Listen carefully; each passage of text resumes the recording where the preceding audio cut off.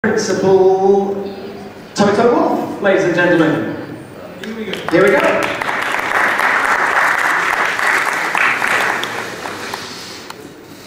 Please.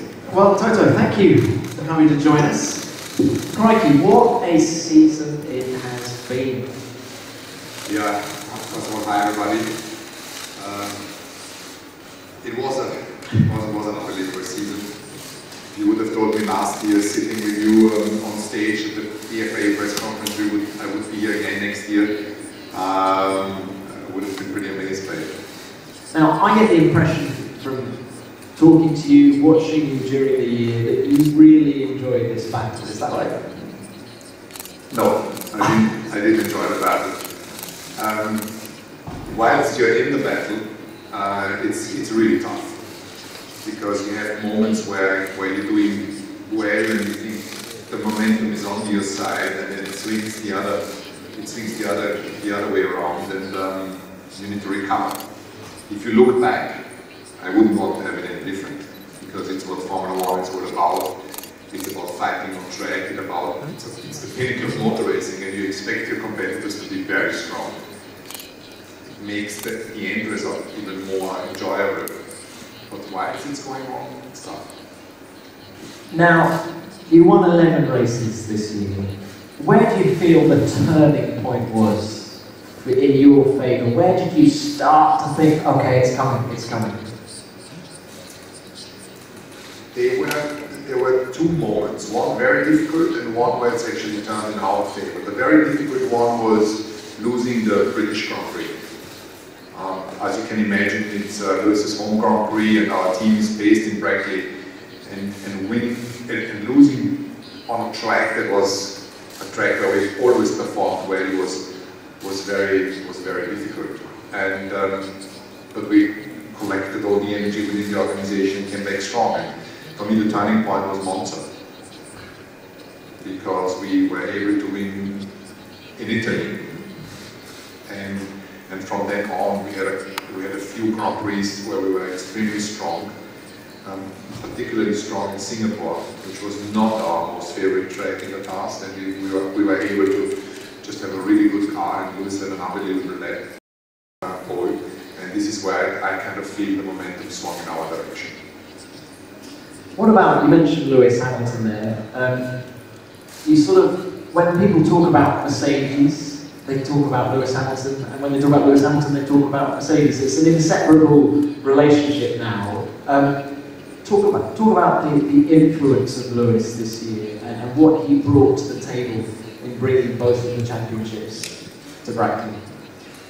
Obviously, the drivers are our final line of attack, and he has been with Mercedes all his professional racing life, from the go-karting days with AMG.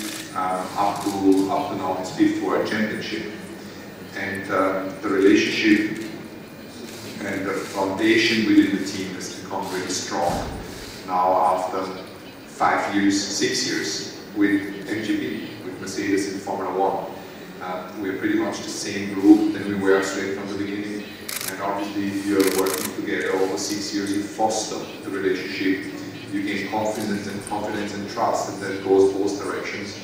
So we've been able to establish a working environment where we are brutally honest with each other, and therefore it makes us progress. Where was he better this year compared to last year? I think it's very difficult to pin one particular point out, but overall, all of us that contribute to the team's success need to be better tomorrow than today. And he as a driver and as a human being has developed every single year. I have followed him. I've been working with him. We have barely seen mistakes this year. We've discussed it on the plane yesterday, where he's capable, one of the very few drivers that is capable to say, no, it was exactly that question. He said, no, I wasn't good here, I wasn't good here, I wasn't good here. Shakes the right way. I'm going to share it. And that is a capability that's extremely important for somebody to progress. But he's been a very solid foundation within the team. One of the pillars that is necessary order to perform well amongst many others, but he's contributed on his side. Well, while we're talking about self-improvement, where have you been better this year? If you want to should I lay on a couch and you sit behind me? I think our group that within the team, we are trying to really act in like not like a group of 5-year-olds that play football and everybody runs behind the ball, but we're trying to let the ball run. And all of us within their area of expertise try to do a better job than the opposite number at Ferrari or at McLaren or at Williams, wherever it is. And this is what I'm benchmarking myself against, and foremost my own expectation. And like I said to you at the beginning of this conversation, sitting here last year, obviously you set your sights for what's happening next year. How can I improve? Where do I want to be better? And that transcends into my whole life, whether it's my private life or my business life. When you've had so much success and you have won 73 of the last 100 races, great strike rate, how do you keep the troops motivated? Is there, how do you stop complacency coming into the business in any way? I don't think complacency was ever a factor within our team, because the group is very motivated, and we set objectives together that we are passionate about. It is more, how can you maintain those levels of energy that sometimes are level of energy that can become unhealthy. And this is an area where we are putting a lot of effort into in order to be able to perform, to continuously perform on these levels. And as an organization, we are looking at the working environment, we're looking at nutrition, we're looking at sleep, we're looking at medical support, we're looking at sports, we're looking at taking days off, sending people home when we feel that they are not in a good frame of mind. We're deploying psychologists, we're doing mindfulness as a team. I could stay here for another hour and tell you what we're doing. And do you think you're the only team covering all those different areas? I don't know, the others don't talk about it. I think in a modern, advanced organization like a sports team that's traveling to 21 Grand Prix every year, you need to be aware that people, the humans, are your key resource. And it's not about one that sits here and talks to the media, or the one that sits in a car. It's about 1,800 that we have in the background that have to perform every single day and have to be better than the opposite number in the other team. And we have to just look after them and us. Now, we can't talk about the Constructors' Championship this year without talking about Valtteri Bottas. He didn't win a race this year, but a vital cog in the wheel. Just talk about his performance and what he brought to the table. We wouldn't have won the Driver Championship and the Constructor Championship without Valtteri. Valtteri was, if he would have not DNF in Baku, where he was in the lead 1 lap to go, he would have been in the lead of the championship at that stage.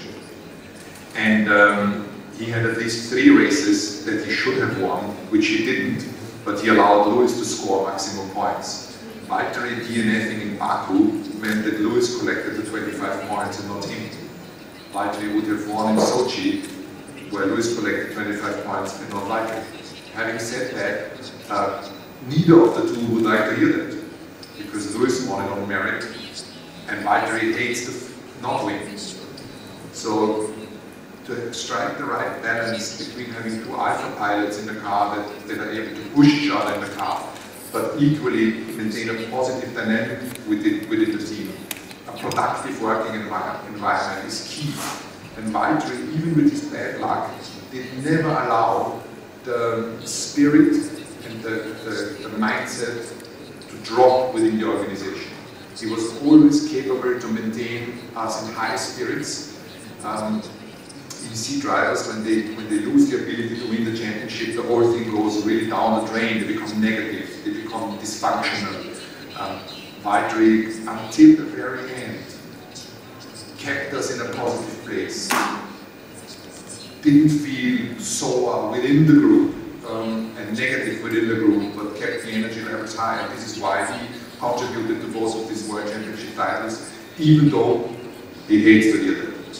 But he's a World Champion as well. Do you think he performed at a higher level in 2018 than he did in 2017? I think he performed at a higher level in the first half of the season, and that's been reflected by the points. He would have been leading the championship after Baku.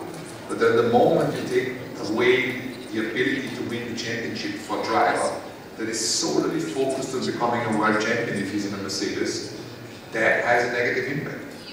And that certainly has also impacted Valtteri, even though he says, no, I'm fine, because he's a fighter. I'm sure that this is a big blow that you have to mentally digest, and he has not let this negatively affect the team, but I think he needs some time off now to recharge the batteries and come back again for another championship next year.